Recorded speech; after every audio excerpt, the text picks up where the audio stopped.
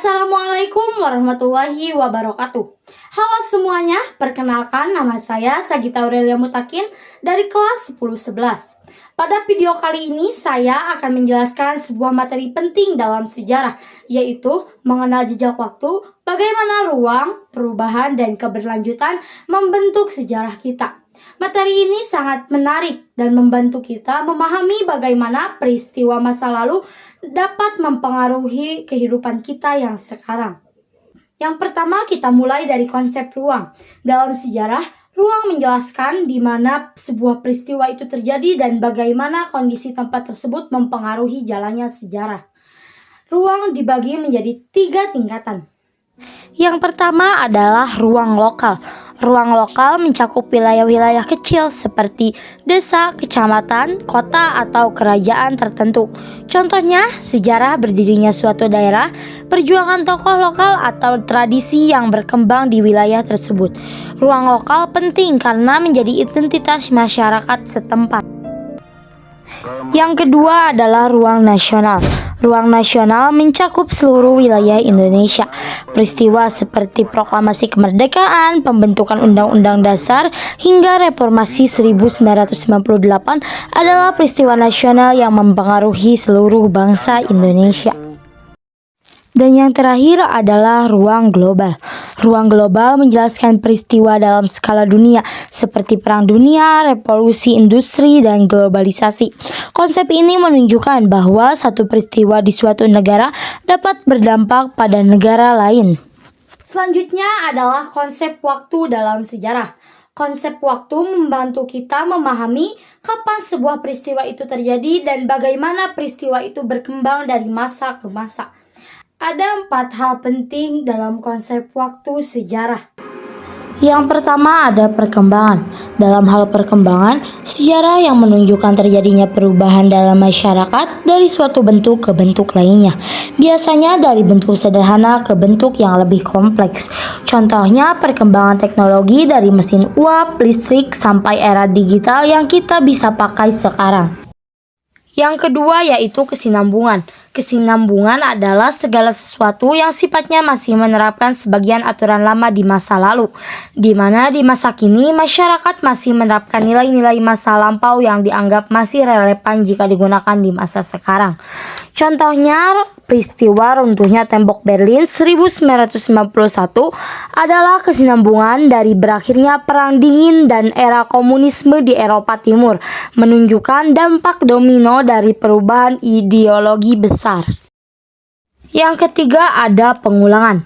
Fenomena yang terjadi sebelumnya kemudian terulang kembali pada masa sekarang. Pengulangan bukan berarti peristiwanya berulang, melainkan fenomenanya yang berulang. Peristiwa sejarah itu unik, tidak dapat diulang dan hanya terjadi sekali.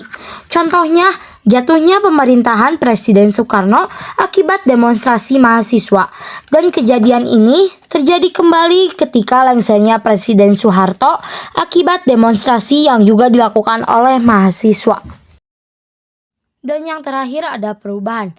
Perubahan yaitu ketika masyarakat membentuk praktik yang baru dan berbeda dengan praktik sebelumnya. Terjadi karena praktik lama dinilai sudah tidak memadai lagi untuk menunjang kemajuan dan tata kehidupan. Perubahan terjadi biasanya karena pengaruh dari luar, seperti perang, bencana alam, pandemi global, revolusi, krisis ekonomi, dan globalisasi. Contohnya, revolusi Inggris, peralihan dari ekonomi berbasis pertanian tradisional menjadi ekonomi berbasis industri yang didukung oleh mesin. Ini mengubah cara bekerja, tempat tinggal, dan struktur masyarakat. Kemudian kita masuk ke faktor penyebab perubahan sejarah. Yang pertama adalah faktor internal, yaitu faktor yang berasal dari dalam masyarakat itu sendiri. Contohnya seperti pertumbuhan penduduk. Ketika jumlah penduduk meningkat, kebutuhan masyarakat juga meningkat dan memicu munculnya perubahan. Selain faktor internal, ada juga faktor eksternal, yaitu faktor yang datang dari luar masyarakat. Contohnya seperti gerakan nasionalisme Asia Afrika, yaitu gerakan perlawanan bangsa-bangsa Asia dan Afrika untuk membebaskan diri dari penjajahan bangsa Eropa. Ditandai dengan munculnya semangat persatuan akibat persamaan nasib, penderitaan akibat kolonialisme, kebangkitan kaum terpelajar, dan keinginan untuk kemakmuran serta kedaulatan, yang puncaknya terwujud dalam Konferensi Asia Afrika tahun 1955, memicu dekolonisasi dan pembentukan negara merdeka. Untuk contoh kasusnya kita ambil dari sejarah masuknya Islam ke Indonesia. Dari sisi ruang, penyebaran Islam dimulai dari wilayah lokal seperti Aceh, Gresik, dan Makassar yang menjadi pelabuhan penting. Lalu berkembang menjadi peristiwa nasional saat kerajaan-kerajaan Islam mulai muncul.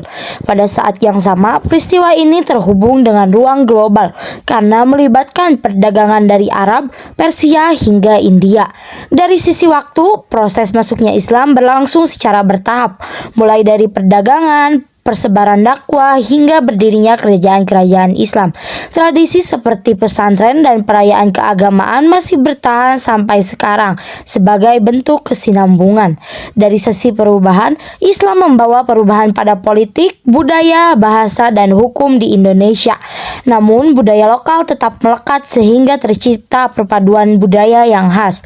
Faktor internalnya adalah masyarakat Nusantara yang terbuka dan mudah menerima budaya baru. Faktor eksternalnya adalah jaringan perdagangan internasional yang ramai sehingga penyebaran Islam menjadi lebih cepat. Dan pada akhirnya, sejarah memberikan kita satu pesan penting, di mana setiap ruang yang kita tinggali, setiap waktu yang kita jalani, dan setiap perubahan yang kita hadapi, semuanya terhubung membentuk siapa kita hari ini. Sebagai generasi muda, sejarah bukan sekedar pelajaran, tetapi kompas. Kompas yang mengarahkan saya untuk mengenal identitas bangsa, belajar dari masa lalu, dan melangkah lebih percaya diri meraih masa depan.